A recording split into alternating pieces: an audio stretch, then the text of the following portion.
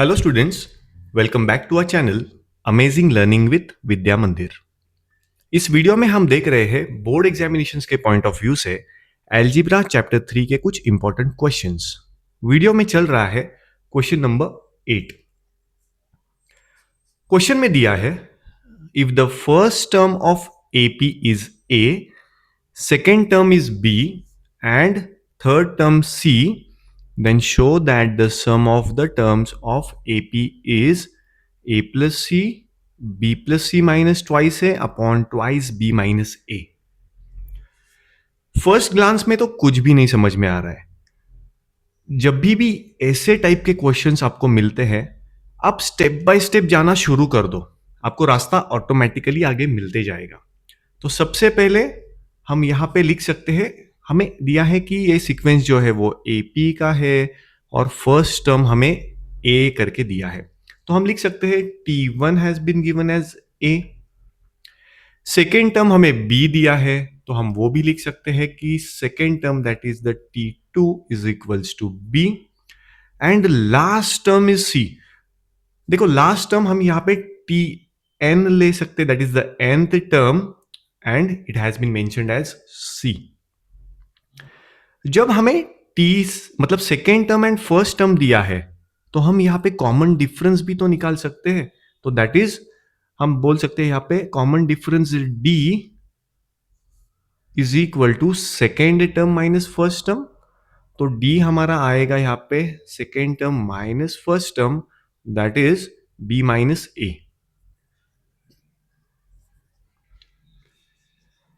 तो हमने यहां पे कुछ टर्म्स डिफाइन कर लिए हैं। ए बी सी को हमने लिखा है T1 T2 Tn and D जो कि कॉमन डिफरेंस है उसे हमने B माइनस ए यहां पे डिफाइन कर रहा है।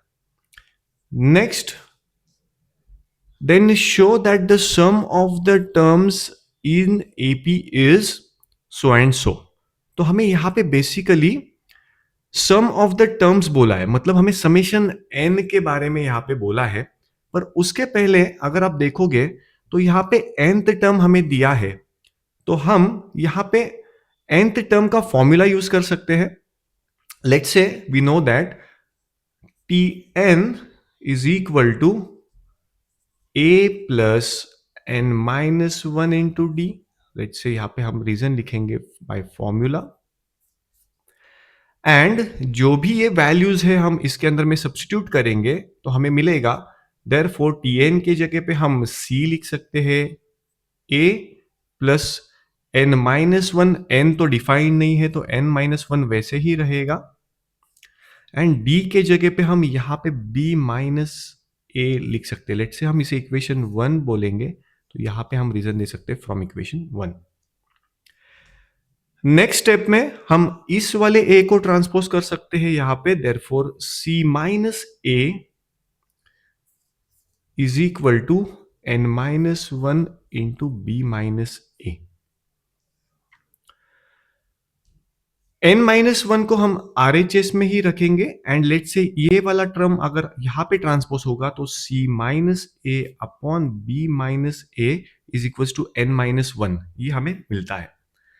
नेक्स्ट स्टेप में n और ये जो माइनस वन था हम इसको अगर यहां पे डालेंगे तो ये पूरा टर्म और उसमें प्लस वन हो जाएगा वैल्यू ऑफ n। तो हम डायरेक्टली इसको फ्लिप करके लिख सकते हैं, therefore n will be equal to C minus A upon B minus A plus one. ये जो प्लस वन है, लेट्स से ये वाले टर्म में और ये वाले टर्म में लाइक फ्रैक्शंस बनाने के लिए हम अगर यहां पे एलसीएम लेते हैं तो हमें मिलता है n इज इक्वल टू, नीचे डिनोमिनेटर में आ जाएगा b minus A. Let say हम इसे ब्रैकेट्स लगाएंगे तो हमारे और कैलकुलेशंस इजी हो जाएंगे। तो यहां पे हमें मिलेगा b माइनस ए और ऊपर क्रॉस हो जाएगा, that is c minus A into one plus b minus A into one.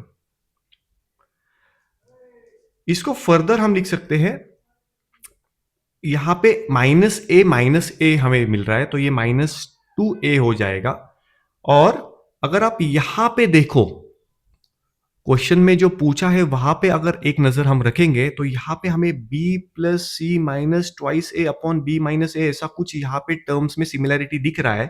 तो ये भी हमें इंडिकेट करता है कि हम जो भी जा रहे हैं वो सही जा रहे हैं। तो यहाँ पे B plus C minus twice A upon B minus ए, तो यहां पे n का वैल्यू हमें ऐसा कुछ मिल रहा है। नेक्स्ट पूछा था उन्होंने, then show that the sum of the terms of the AP is so and so. तो यहां पे समेशन n के बारे में बात हो रहा है। तो नेक्स्ट वाले स्टेप में, नेक्स्ट वाले पॉइंट में हम यहां पे समेशन n अगर लेंगे तो देखिए हमें क्या मिलता है। तो summation n is equals to n/2 into bracket first term plus last term. Reason हम यहां पे लिखेंगे बाय फॉर्मूला।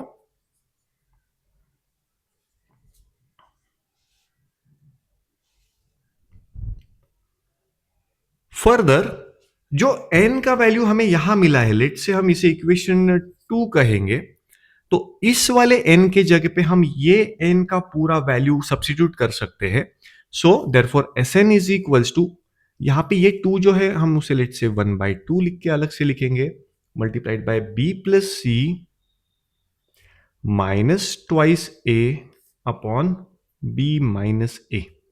लेट से हम इसे पूरा ब्रैकेट यहां पे लगाएंगे एंड T1 प्लस Tn के जगह पे T1 तो हमें पता है A है, तो हम इसको फर्दर लिख सकते हैं A प्लस Tn है यहां पे C।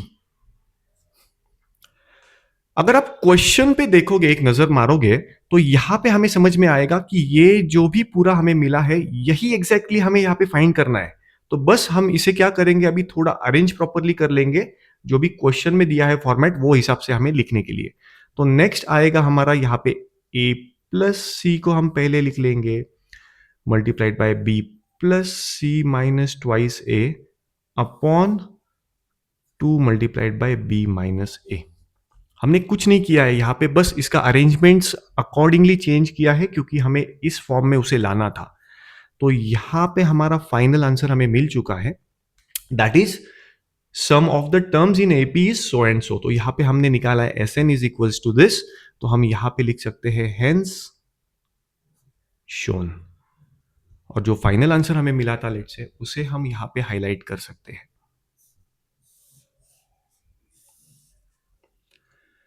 तो यहां पे इस टाइप के क्वेश्चंस पहले बोर्ड एग्जामिनेशंस में पूछे गए हैं। अगर इस टाइप के और भी कोई क्वेश्चंस इस साल आते हैं तो हमें स्टार्टिंग में कुछ भले नहीं भी समझे, इसे स्टार्टिंग में आप स्टेप बाय स्टेप लिखना चालू कर दो, जो भी क्वेश्चन में दिया है वो गिवन फॉर्मेट लिखना चालू कर दो, और फर्दर आप सिंप्लीफाई करते जाओगे तो ऑटोमेटिकली आपको ये रास्ता मिलते जाता है।